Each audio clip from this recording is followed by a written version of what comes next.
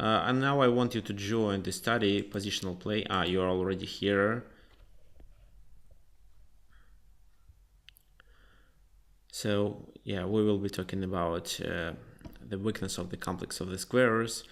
When you play with the bishops of opposite color, what can you say about the squares that can become weak if we are speaking about the squares in the enemy camp?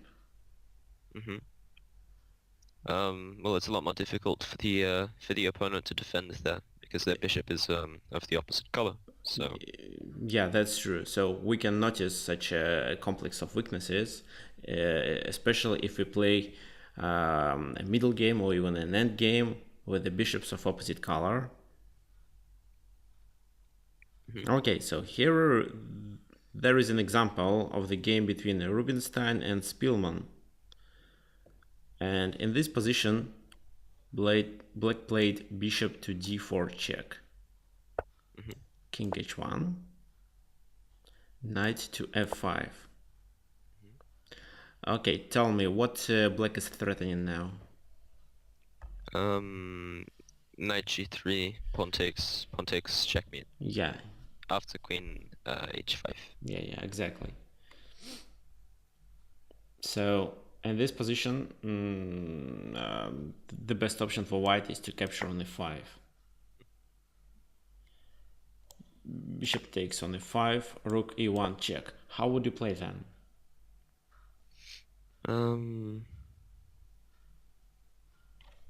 King d7. White to d7. Okay, maybe not.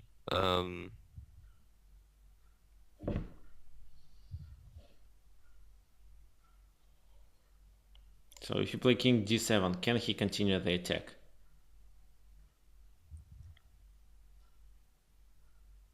I think not really. I mean,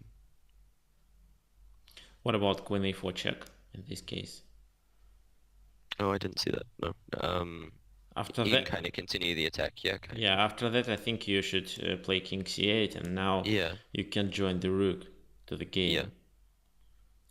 So that's why the best option is to play king f8. King f8. Yeah. So black lost the right to castle, but it doesn't make sense in this position. The king is okay on g7, and yes, we need this rook on the h file. White played queen f3. That's a kind of a mistake. What do you think? Bishop f3. Huh? E3. I mean. What if bishop e3? Bishop e3 makes sense.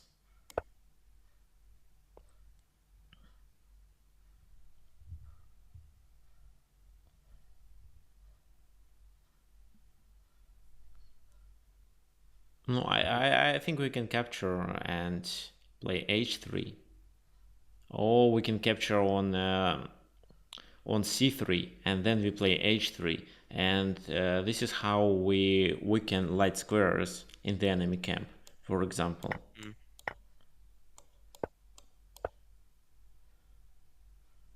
And then like bishop e4 or check, yeah. Or queen f6 first.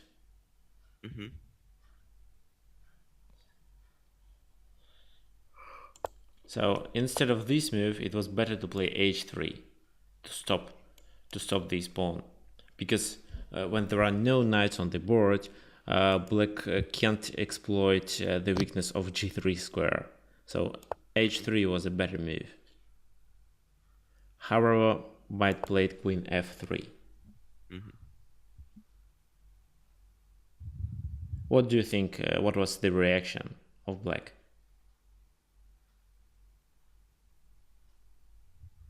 Play h3 anyway? Yeah, exactly. g3. What if white plays g4? How would you react on it?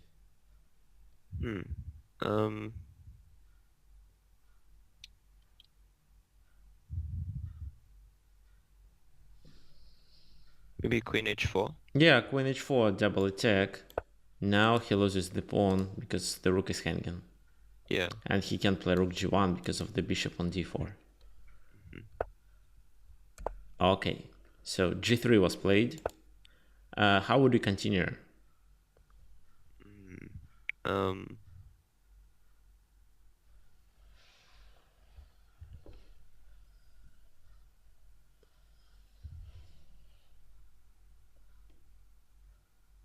Not so sure. Be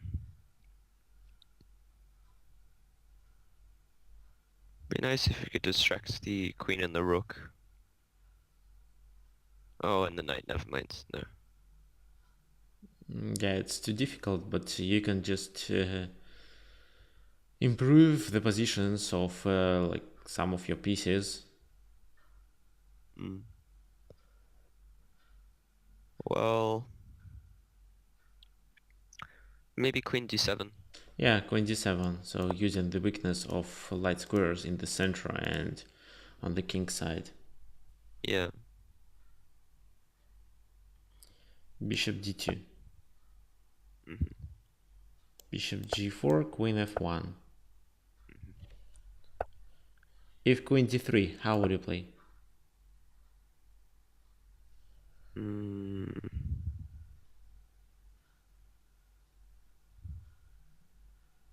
Maybe queen f5. Exactly, queen f5, what leads to a queen straight. Yeah. Actually, that's not a queen straight. How would you play here? Bishop f3. Yeah, Checkmate. exactly. Bishop f3 is a checkmate. So that's why queen f1 is the only move.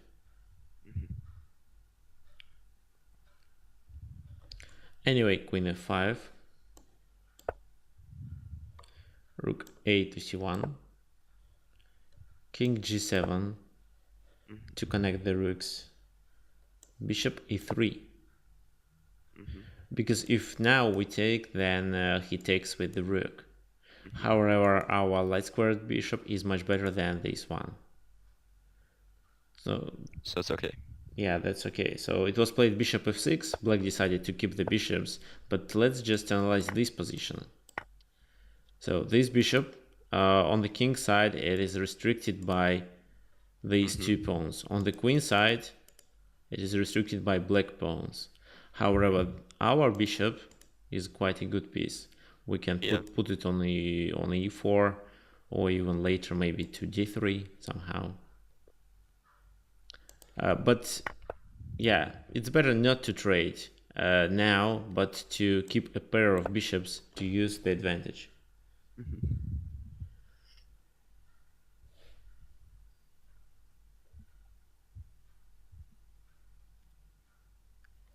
b3. Rook h to e8. So we don't need our rook on the h file because we can't open it. And h3 pawn is protected enough. Bishop f2. If not bishop f2, then what is black's plan when he decided to play rook e8?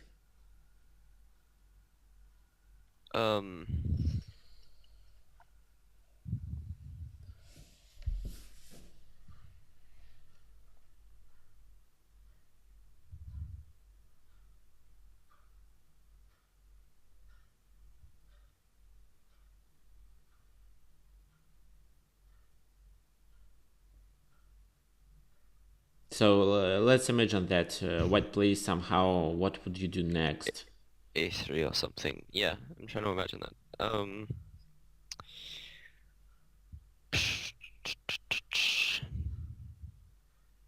It's got something to do with the dark square bishop and the rook, I'm guessing. Probably with the knight and the other rook. I don't know. No, there is nothing concrete, but There's just nothing tactical? Oh, yeah. oh, okay, never mind, never mind. So if they just play a3,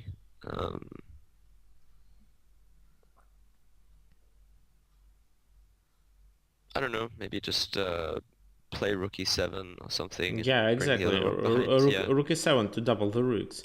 Yeah, I'm Because sorry, I was looking for something completely tactical. Never mind. because then we can, for example, trade the rooks and penetrate to his camp by playing queen c2. Yeah. And this knight on c3 is also hanging when the rook moves. Mm-hmm. Yeah. So bishop f2. Check, king g1. Yeah. Yeah. Bishop g2, Yeah, exactly. and they resign. No, no, that's not a... So first he trades. Mm-hmm. And then queen comes to d8, d1. Yeah, After if rook we take, takes. then queen d1. So, but in this position, black decided to choose the queen Mm-hmm. for two rooks. That's fair enough. Yeah, in Because this... they just need to trade the knight, and then as Yeah, long as they've won pretty much. exactly. So in this position, when the king is very weak, Mm-hmm. our task is just to keep the queen on the board. Mm-hmm.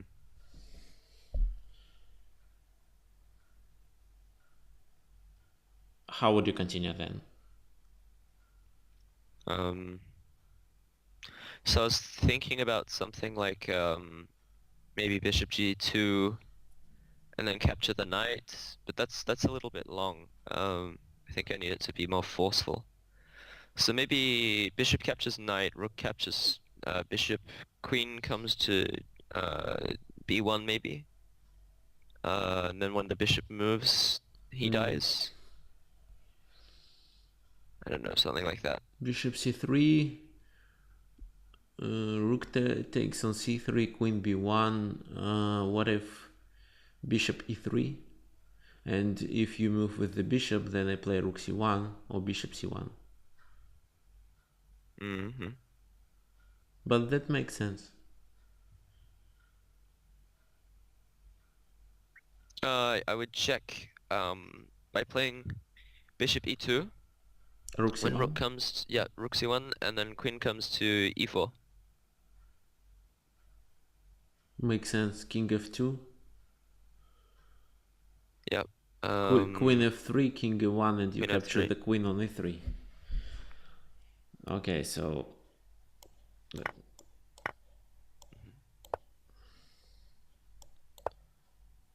bishop e2. If king f2, then queen f1 is a checkmate, so rook c1. Mm-hmm. Queen e4, threatening to give a checkmate on g2. Yeah, that makes Ah, okay. sense. Yeah, yeah. Mm-hmm.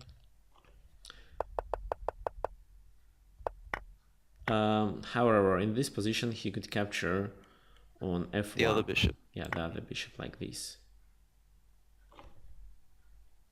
Mm. I feel inclined to check him. Queen d3. Queen d3. Yeah. That's quite good. Right. Okay, what if he captures with the rook? Then Mm-hmm. queen e4 immediately. Yeah, exactly. It's Hmm. game over. Yeah, looks like bishop takes on c3 is a good move. Mm-hmm. I However, think there's neither. it was played queen d3 Okay. with the threat to play queen f3. Yeah, sure. Makes sense as well. And also the knight is hanging, which is nice.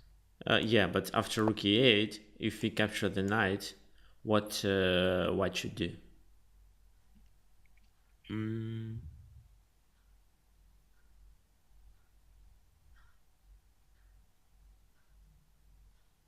Then they should play rook e3. Yeah, rook And e3.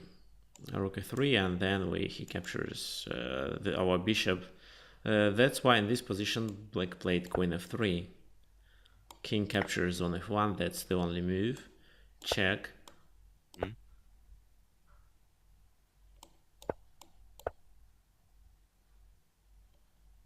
captures bishop. Uh-huh. Mm.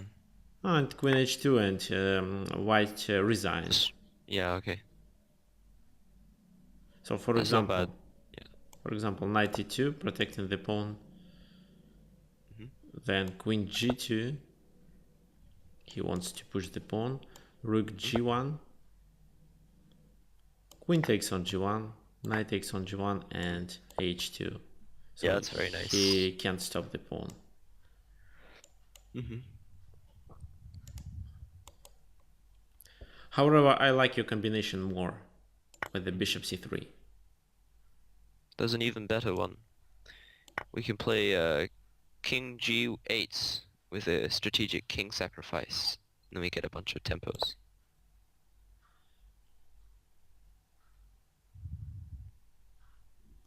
After queen b1, it's really difficult to protect, because if Yeah. he wants to play like this, then just bishop e2 interfere in this file. Mm-hmm. Yeah, that's a checkmate. Bishop e1, queen e1. Yeah, looks like the only move here is to, yeah, bishop e3. Maybe bishop c1 here. Mm-hmm. Queen And e2. then, yeah, queen e4 exactly. Mm-hmm.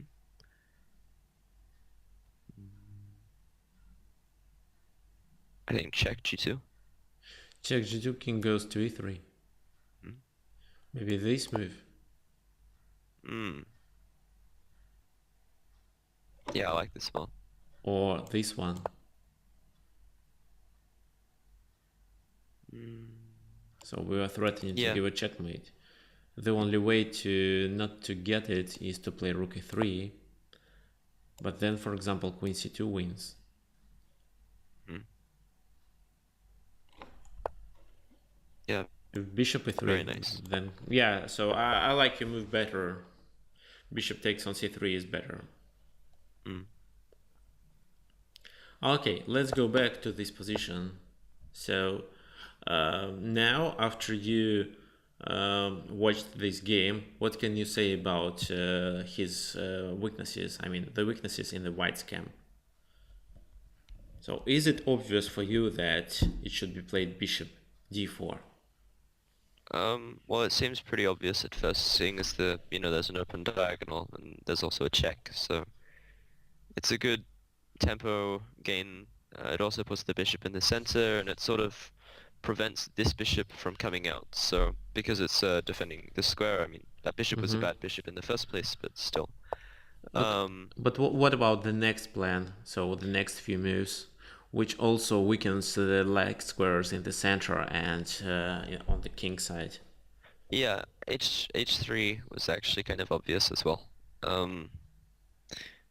I don't know, I thought, h3 makes sense seeing as, well,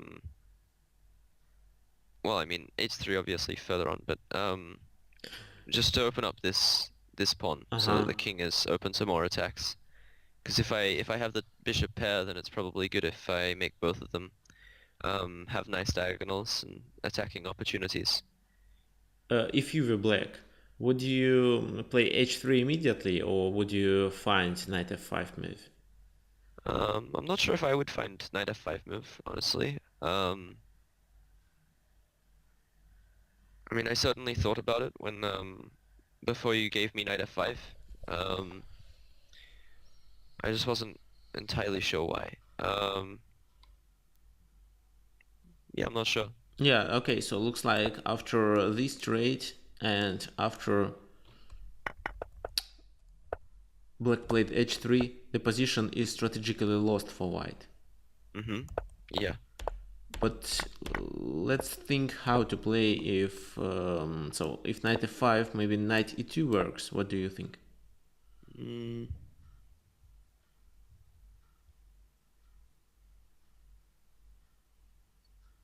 maybe. So what black should do in this case? I think they should probably play knight e3. Knight e3, bishop e3. Yeah, I don't like it, but then bishop captures and And no, it's not good. It's not good because I was gonna say because then we get to keep the bishop or something, but after queen comes to d3, for example, the bishop dies. So I mean, actually, no, not the bishop, but the pawn. Bishop yeah, d4, knight takes on d4, c captures on d4, and queen yeah, d4. but the bishop dies because of the knight, and I don't want that bishop to die because of the dark square weaknesses. Yeah, so maybe there is something tactical. Yeah. Um.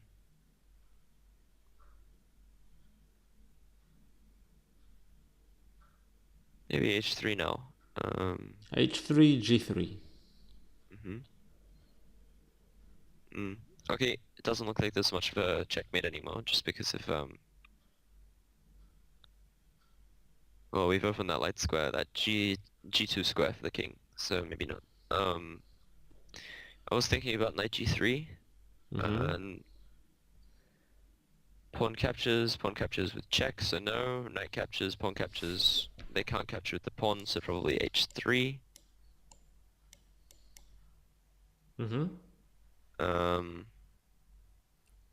then maybe, I don't know, maybe bishop takes pawn? Yeah, exactly. There is a checkmate there. Yeah, okay. So knight g3, knight captures knight, h takes on g3, h3, and Mm. bishop captures. So now we want to remove the bishop and give it checkmate. So the Mhm. only move is to take and then try to escape with the king, but I don't think it works. How would you continue? I would probably play rook H2. I'm not sure if that's a mistake or not. Rook h2, king f3. Yep. Um, I think maybe G2. I think queen h4, threatening to play Okay, that works too. queen Yeah, h5, king yeah. captures, and queen goes back to h3. This is a checkmate. hmm And from this position looks like he has no chances to escape. hmm Okay, yeah, this queen h4 wins. So knight e2 doesn't help. The best option for a white in this position was to Is to just capture, yeah. and h3. Yeah. And how to continue the attack? What do you think? Um, Oh, let's play rook e1, king f8, and h3 now. mhm.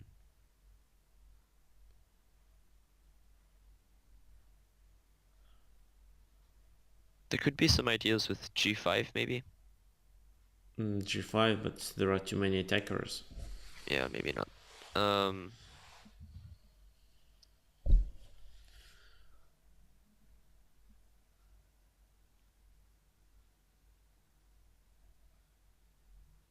I think queen d7 anyway to attack on h3.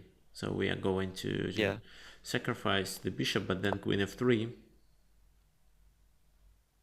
Mhm. And in this position, just king g7 and try Connect the to, rooks, why not? yeah, try to fight for this the e file. Yeah, that makes sense. And in some lines, we can trade our bishop to destroy his pawn structure, and then these Mm. two pawns become really weaknesses. We can hmm take it with our bishop. I think this is the main idea here. Okay, good.